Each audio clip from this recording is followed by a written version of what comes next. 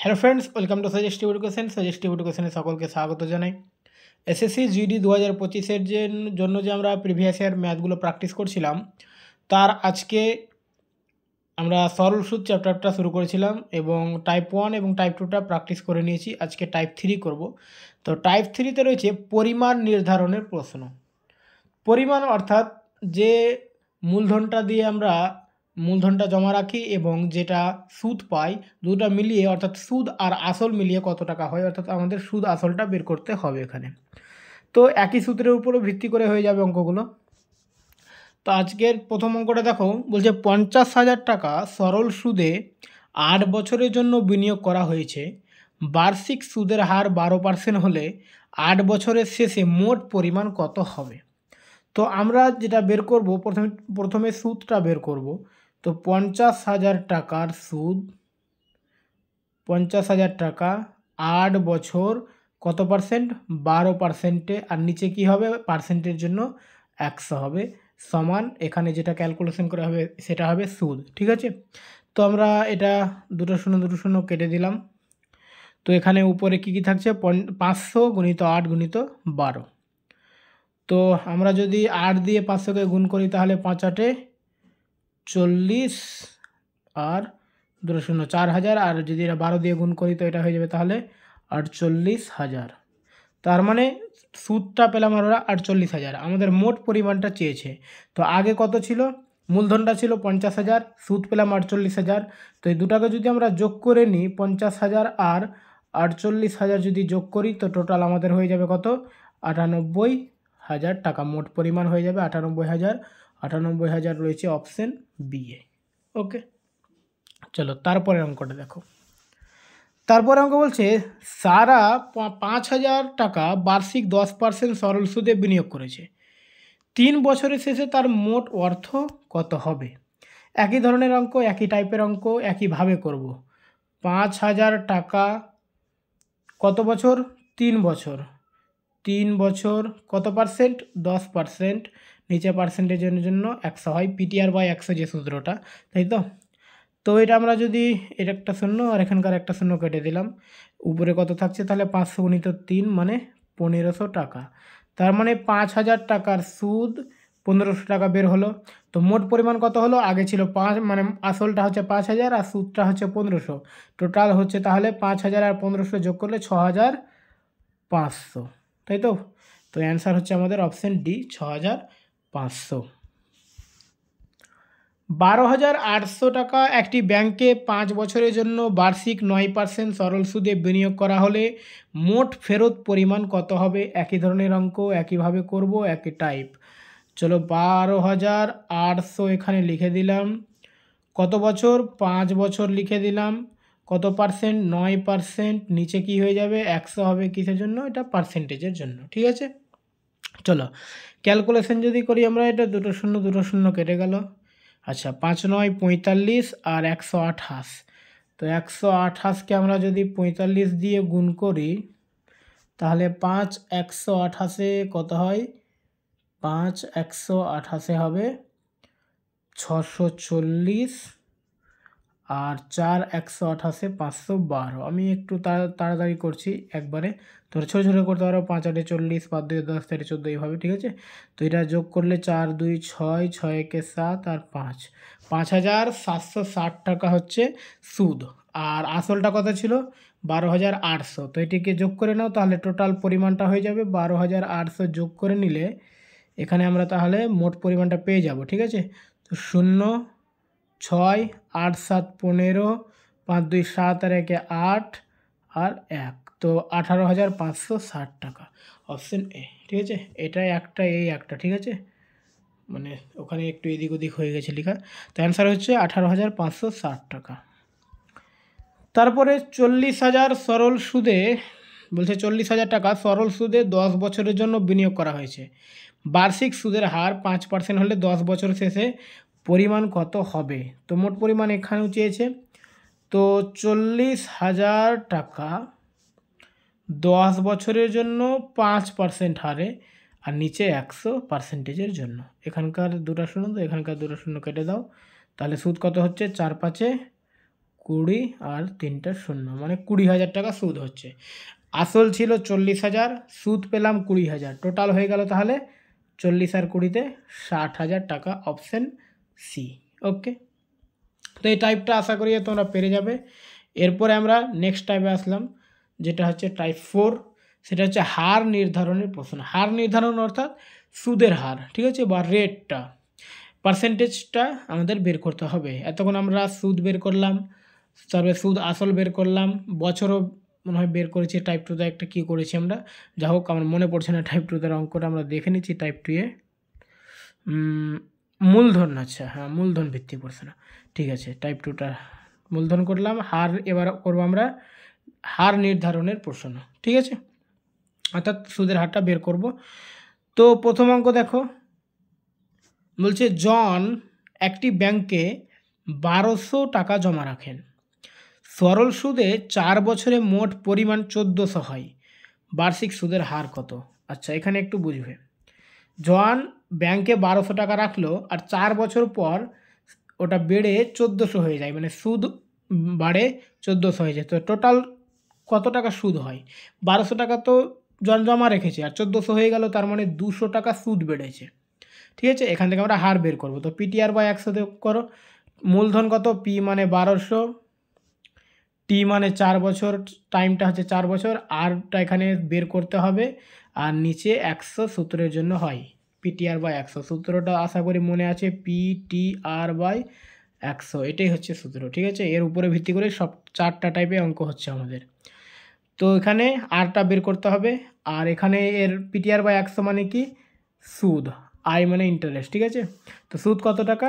1200 টাকার জিনিস, মানে 1200 টাকা 1400 হয়ে যায়, তার মানে 200 টাকা সুদ হয়। তো এখানে আমরা 200 লিখবো, এখান থেকে আমরা আর এর মানটা বের করে নেব। চলো, এখানকার 2টো শূন্য, এখানকার 2টো শূন্য কেটে দিলাম। তারপরে এই 4 দিয়ে এটা কাটলে হবে 50, ঠিক আছে। তো আর সমান তাহলে হয়ে গেল কত? আচ্ছা, এখানে 2 দিয়ে কাটলে এটা 6, এটা 2 দিয়ে কাটলে হবে এটা 25, সমানের এপারে উপরে কিন্তু কাটতে পারবো আমরা, তোমরা অবশ্যই জানো। তো আর সমান হয়ে গেল তাহলে 25/6। তো 25কে 6 দিয়ে করলে 4 6 24, মানে 4 দশমিক একটা কিছু আসবে এখানে, 4 দশমিক দিয়ে 17 আছে, ওটাই হবে অ্যান্সার, অপশন এ, ঠিক আছে। চলো, তারপরে দেখো 600 টাকা সরল সুদে 3 বছরে 850 হয়ে যায়, বার্ষিক সুদের হার কত? তার মানে 600 টাকা ছিল, 850 হয়ে যায়, সুদ কত বেড়েছে? 250 টাকা সুদ হয়েছে। আবার একইভাবে বসাবো। তো পি হচ্ছে 600, মানে মূলধন 600, টি হচ্ছে 3 বছর, আরটা আমাদের সুদের হারটা বের করতে হবে, নিচে 100 সূত্রের জন্য সুদ কত পাচ্ছি? 250 টাকা সুদ পাচ্ছি। চলো, আরটা এখানে বের করব। তো এই 2টো শূন্য কেটে গেল। আচ্ছা, তাহলে এটা যদি আমরা 2 দিয়ে কাটি তো 3, আর এটা 2 দিয়ে কাটলে হবে 125, ঠিক আছে। তো আর সমান তাহলে কত হবে? এখানে 125, আর এটা 3 দিয়ে 9, 125/9। আচ্ছা, আমি একবারে করছি তো এটা বুঝতে কারো অসুবিধা হচ্ছে না আশা করি, কারণ আমরা সমানের এপার উপরে কাটতে পারবো, ঠিক আছে। আমরা যদি এটা এইভাবে লিখি, এই ধরো যে এটা 3 3 9, 9 আর সমান, এটা 125, তাহলে আর সমান দেখো 9টা এপারে এসে 125/9 হবে, ঠিক আছে। আমি তো এখানেই মুখোমুখি করে নিচ্ছি, ঠিক আছে। তো 125/9 হচ্ছে অ্যান্সার। যদি আশা লক্ষ্মীর কাছ থেকে 52,000 4 বছরের জন্য ধার নেয় এবং 4 বছরের শেষে 20,800 সুদ প্রদান করে, তবে বার্ষিক সাধারণ সুদের হার কত হবে? চলো, কি বলছে এখানে, কিন্তু সুদ আসলটা বলেনি, ডাইরেক্টই বলেছে আমাদের আর বের করতে হবে না সুদটা। 52,000 পি মানে মূলধন, আর 20,800 সুদ। তো একইভাবে বসিয়ে নেব। আর বছরটা কত? 4 বছর, তাই তো। তো 52,000 গুণিত টি এর মান হচ্ছে 4, মানে টাইমটা, আরটা আমাদের বের করতে হবে, সুদের হারটা, নিচে সূত্রের জন্য 100, সুদ হচ্ছে 20,800 টাকা। ওকে, চলো, এই 100 আর এখানকার 2টো শূন্য কেটে দিলাম। আচ্ছা, এটা যদি আমি 4 দিয়ে কাটি তো এটা হবে 4 5 20, 4 2 8, 2টা শূন্য। আচ্ছা, এখানে হচ্ছে 520, আর এখানে হচ্ছে 5200, তার মানে এই 520 আর 520 কেটে দিয়ে একটা শূন্য বাঁধবে, অর্থাৎ এখানে 10 হবে, ঠিক আছে। তো আর এর মান হচ্ছে 10। আশা করি বুঝতে পেরেছ। যেখানে 5200 রয়েছে, তো 5200কে আমরা যদি 520 দিয়ে কাটি তাহলে এটা 10 গুণ, তাই তো? এটাই করলাম এখানে একবারে কেটে। তো আর সমান হচ্ছে 10%, অপশন সি হচ্ছে অ্যান্সার। সাধারণ সুদের হারে একটি নির্দিষ্ট পরিমাণ 2 বছরে 1320, 3 বছরে 1380 হয়, বার্ষিক সুদের হার কত? এই অঙ্কটা খুব ইম্পর্টেন্ট একটা অঙ্ক। দেখো 2 বছরে 1320 হয়, 3 বছরে 1380 হয়, ঠিক আছে? তার মানে এখানকার 2 বছরে এটা হচ্ছে 3 বছর, তার মানে 1 বছরের ডিফারেন্স। তো 1 বছরে কত টাকা বেশি হচ্ছে? দেখো 1320 থেকে 1380 হচ্ছে, 1 বছরে 60 টাকা বেশি হচ্ছে। তার মানে আমরা এখান থেকে বুঝতে পারবো যে 1 বছরের সুদ হচ্ছে 60 টাকা। তো 2 বছরের সুদ কত? 2 বছরের সুদ তাহলে 120 টাকা, তাই তো? এবারে এখানে দেখো 2 বছরে এখানে 1320 বলেছিল, তার মানে 1320-র মধ্যে 120 টাকার সুদ আছে। এই যে 2 বছরের সুদ 120, 120 যদি আমরা বাদ দিয়ে দিই তো এখানে হবে কত? 1200। তার মানে 1200 হচ্ছে মূলধন। তো এই ধরনের অঙ্কতে কোনো কোনো সময় মূলধনও বের করতে দেয়। যদি এখানে বলতো যে মূলধন কত, তো 1200 হতো। আমাদের এখানে বের করতে গিয়ে বলেছে এর সুদের হারটা বের করতে বলেছে, তো 1200 আমরা মূলধন পেয়ে গেলাম। চলো এবার এখান থেকে সুদের হার বের করে নেব। 1200 টাকা যখন মূলধন হয়, টাইম হয় 2 বছর, আরটা বের করতে হবে, নিচে 100, আর সুদ কত 2 বছরের? 120 টাকা। ঠিক আছে, বুঝতে পেরেছো? 1 বছরে আমরা সুদ পেলাম 60 টাকা, 2 বছরের সুদ 120 টাকা। এবার এখানে 2 বছরের সুদ আসলটা মোটটা হচ্ছে 1320 হচ্ছিল, তো 1320 থেকে 120 বাদ দিলে 1200, তার মানে 1200 টাকার 2 বছরের সুদ হচ্ছে 120। এখান থেকে আমরা আর এর মানটা বের করব। এই শূন্য, এই দুটো শূন্য কেটে গেল, 12 দিয়ে কাটলে এটা হবে 10, আর 2 দিয়ে কাটলে এটা হবে 5, তার মানে আর এর মান হয়ে গেল 5%, অপশন বি। ওকে, চলো তারপরে সাধারণ সুদে একটি নির্দিষ্ট পরিমাণ 2 বছরে 900, 4 বছরে 1080 হয়, বার্ষিক সুদের হার কত? আচ্ছা 2 বছরে 900 হচ্ছে, 4 বছরে 1080, তার মানে বছরের ডিফারেন্স কত? 2 বছর। বাড়ছে কত? 900 থেকে 1080 মানে কত বাড়ছে? 180 বাড়ছে, তাই তো? ক বছরে এটা? 2 বছরের সুদ হচ্ছে 180। চলো এখান থেকে আমরা ডাইরেক্ট নিই, 2 বছরে 180 বলছে, তো এখানে 2 বছরে তো একটা আসল 900 হয়ে যাচ্ছে, তার মানে আমরা 900 থেকে যদি 180 বাদ দিই তাহলে কত হবে? 0, 10 থেকে 8 বাদ 2, 8 থেকে 1 বাদ 720, তার মানে 720 টাকা আসল, 2 বছরে 900 হয়, তার মানে 180 টাকা সুদ বেড়ে যায়, ঠিক আছে?